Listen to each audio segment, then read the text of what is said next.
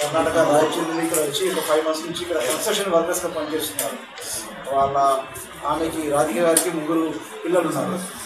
3 అబ్బాయిలు కూడా 7 సంవత్సరాల అబ్బాయి, 5 సంవత్సరాల అబ్బాయి, తర్వాత 7 నెలల బాబు రాఘవేంద్ర. ఈ 3 పిల్లలతో ఆమె అక్కడ భర్త పడి కలిసి జీవిస్తున్నారు. అక్కడ 30th March 5:30 PM ఈ బాబుని కిడ్నాప్ చేయడం జరిగింది.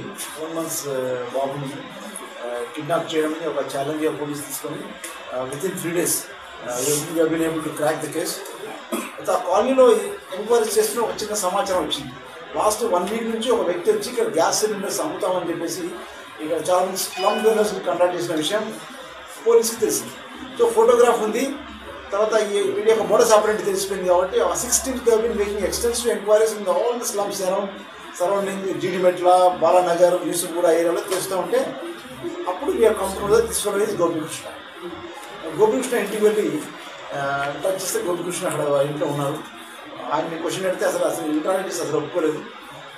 సీరియస్ క్వశ్చనింగ్ ద్వారా అతనికి కన్ఫెస్ క్రైమ్, దాని ద్వారా అతను ఇదంతా చెప్పారు. పెట్టి థెఫ్ట్స్ చేసే గోపికృష్ణకి చెప్పడం, గోపికృష్ణ ఈ స్లమ్కి రావడం, ఈ బాబుని మీద దృష్టి పడడం, ఈ బాబుని ఎత్తుకొని పోవడం, ఇదంతా ఒక చాలా పోలీస్ సిస్టమేటిక్గా ఇన్వెస్టిగేట్ చేసి తర్వాత ఉన్న అవైలబుల్ క్లూస్తోని ఒక యంగ్ బాయ్ని, ఒక 7 months బేబీని మనం వితిన్ నో టైం ఈ కేసు క్రాక్ చేయడం మెయిన్గా ఎక్సలెంట్ జాబ్. దీనికి సిపి గారు though is on leave. CP has very much applause the good piece of work.